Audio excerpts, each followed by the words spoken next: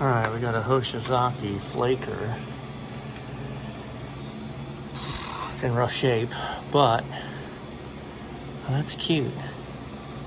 There's no power switch. I guess they just plug and unplug it. It was throwing 8 beeps. It's Monday morning. It was Friday. It started throwing 8 beeps. And they have another machine, so they said it would be okay for the weekend. But 8 beeps is a gear motor problem.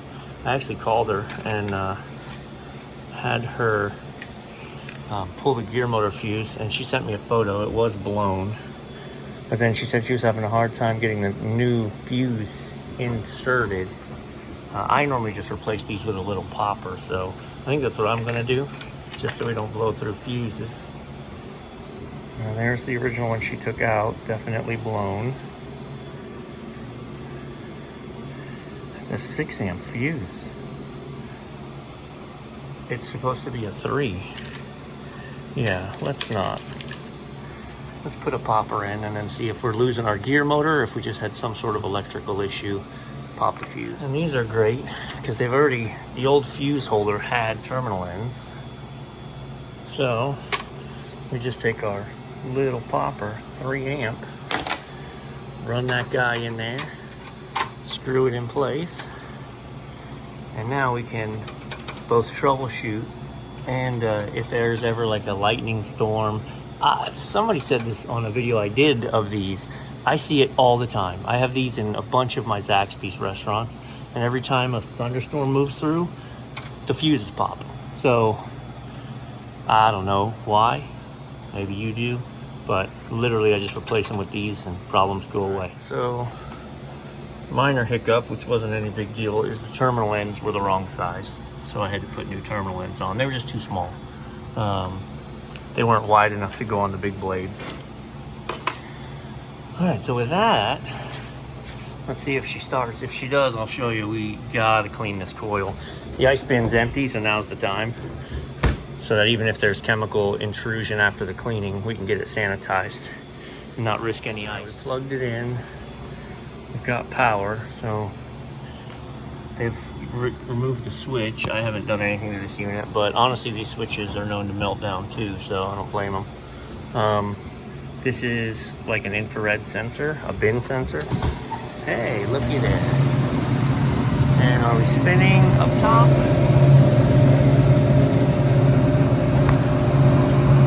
We are spinning up top. I'm gonna let it start making ice and get under a load, and then I'm gonna pull the amp draw on this gear motor. Then I'm gonna shut it down and give it a cleaning that it needs. And here comes the ice. And for those of you that are freaking out, like how dirty this is, none of this stuff is in food contact areas.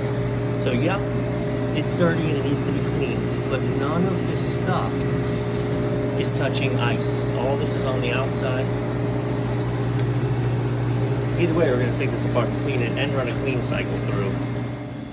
This isn't as atrocious as some, but you can see it's hard to clean these coils because you have to remove the motor and pull all this out.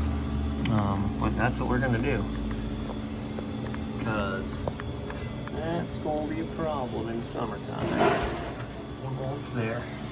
Then you have to loosen this hub and push the blade back, and you can pull it right out the side, lay it down, not have to unwire it.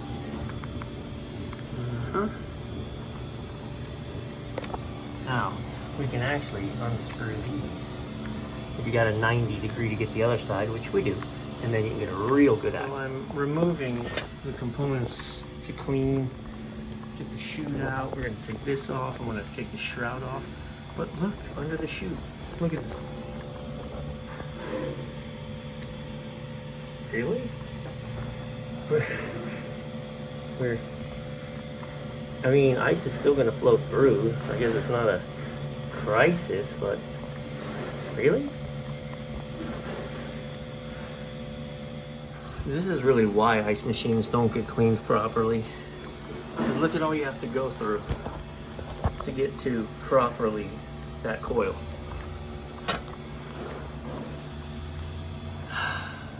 How about that? So I actually brushed off brushed off the nasty.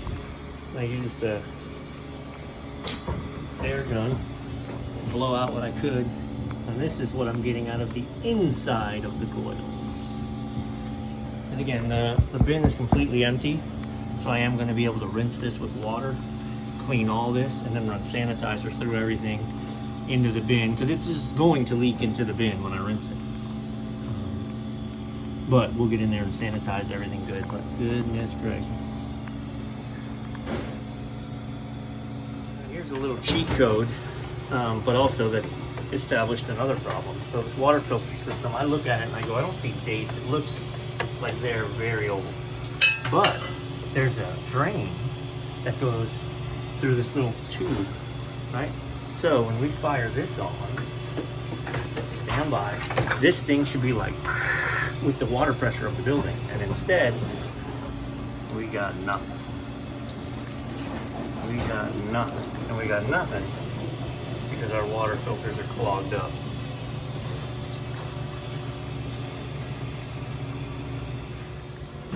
All right, there you go. All right, so now we're gonna get in here with the shop vac and the rag and start cleaning everything else. Oh look, they had the wrong plate and they just rolled with it. There's no way you can discharge back that far.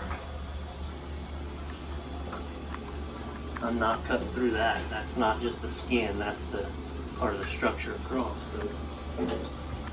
Alright, she's up and running. Look at there, you can actually see the coils now. Hot dog. Here we have nice clean ice. Alright, I was uploading this video and I was just watching them one time and I saw that and I don't remember, I didn't take note of that.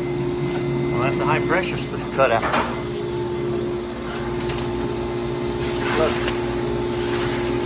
somebody jumped out the high pressure cutout. Lovely. So, not only did we have dirty coils, but if this thing started overheating, it wasn't going to shut down. We've got a port right here, I can add one.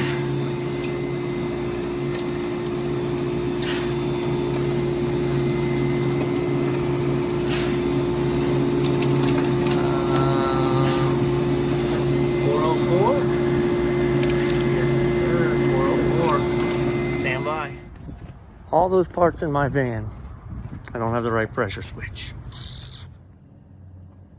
All right, I talked with the operator there. That thing's been running like that without that safety. I have passed the baton to them. They know what's up.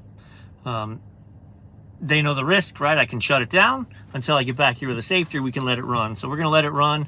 I'm gonna drag to my next call, and after that, I'm gonna go right by a parts house. So I'll grab that and come back, and look with the sun on me, how gray my hair is. We get old so quickly, man. Anyway, all right, so see you later.